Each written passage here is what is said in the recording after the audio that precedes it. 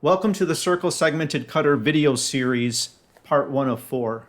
In these series of videos, we're going to explore the barrel cutter or circle segmented cutter type that is now available in 4.1.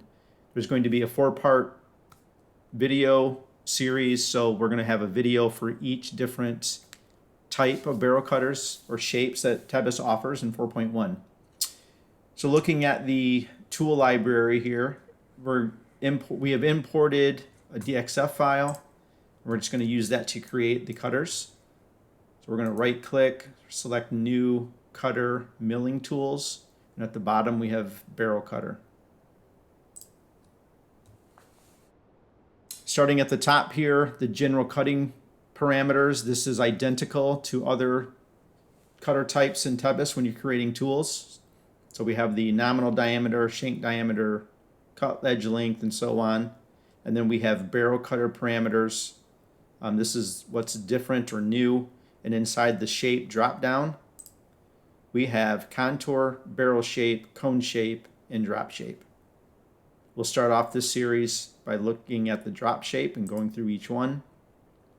And then in the bottom section here, we just have the technology parameters, which is identical, again, to the other cutting tools in Tebis.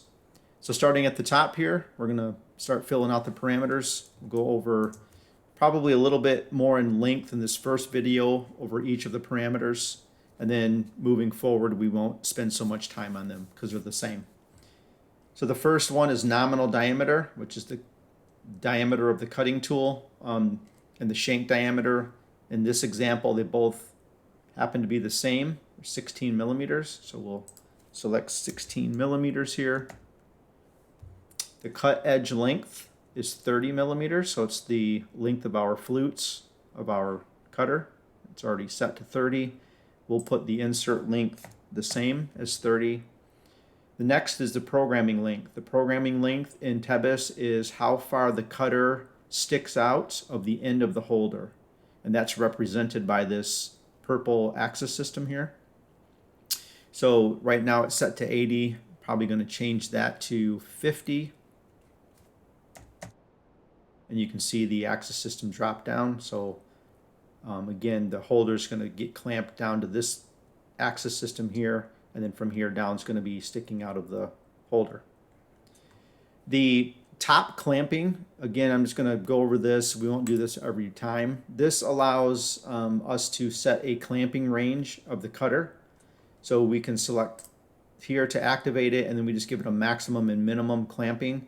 And this is so that the user can't shove the cutter too far up in the holder or not clamp on enough of it. So we give it a range.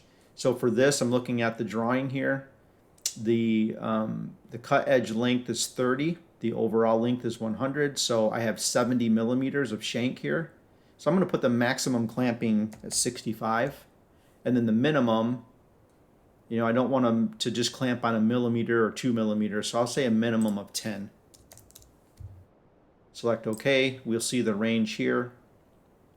And then again, that allows us to clamp from 10 millimeters down to 65 millimeters on the shank.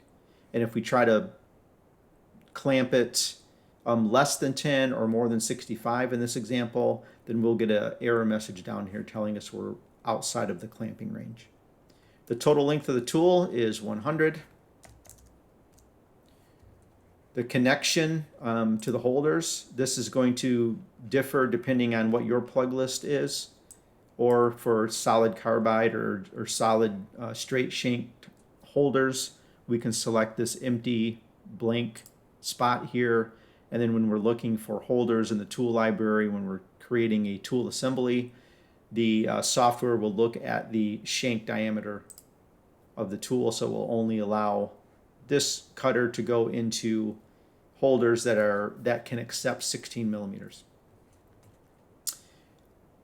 Next, we have the references, which is just picking a reference. This is the same as any other cutter in Tebis. And then we have shank contour. If we have something other than a straight shank cutter, we can select this ellipsis button here. And we have the ability to build, so we could type in the values and build the shank of the cutter, or if it's really complex, we can select contour, and then we can pick the cutter here. But again, on this example, we're not doing it because it's just a straight shank tool and it's simple to create. Next, we're going to look at the barrel cutter parameters. Again, this first video, we're looking at drop shape, and this one we only have two parameters here, the profile radius and the point radius. The profile radius, if we look at the drawing, is just the radius here of the cutting edge.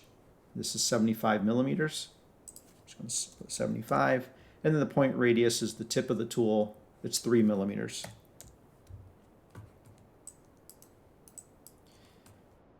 And then the last thing we're going to look at is the usage area. If we select the ellipsis icon button here, we get a definition of the usage area dialog that opens. And this defines the optimal usage area of the cutting edge or of the tool. The values can be specified either by the tilt angle of the tool, which is on the left side column here, or by the relative percentage value, which is the right column. And you can see this limit above fixed and limit bottom. This represents the top, fixed, and bottom on the right-hand side here. And right now, when you build a new cutter, everything's 0. So the first parameter here, limit above, this specifies the upper limit of the tool tilt angle. The fixed position or the middle specifies the fixed contact point of the tool. And the limit bottom, this specifies the lower limit of the tool tilt angle. And then you'll see the standard button here. If we select this, this resets the tilt angle of the tool to the default value. So the default values correspond to the relative values of 0, 50, and 100. So it just kind of segregates everything out equally. So by selecting this, I'm going to have 0, 50, and 100 here. So I'm going to select this, and you'll see this updates on the right-hand view window here.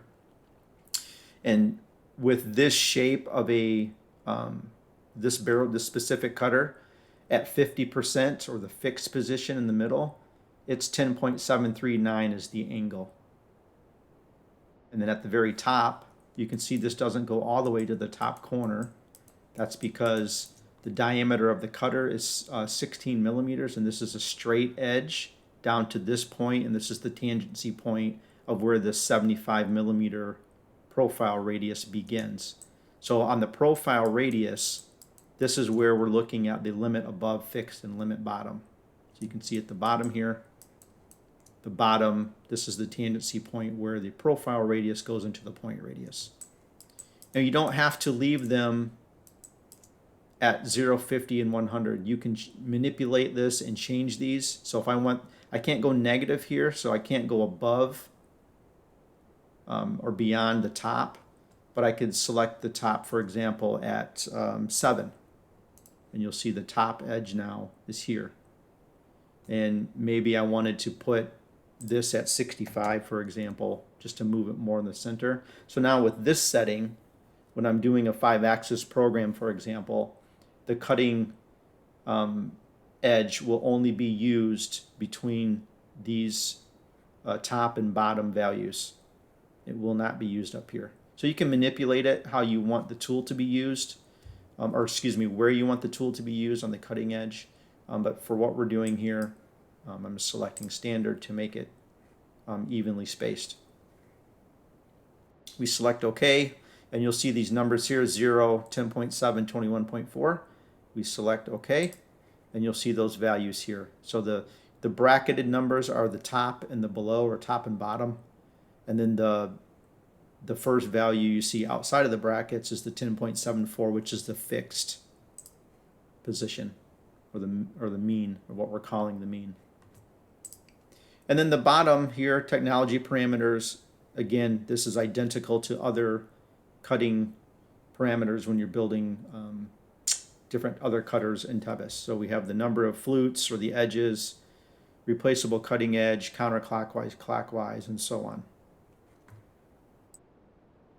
That is drop shape barrel cutter.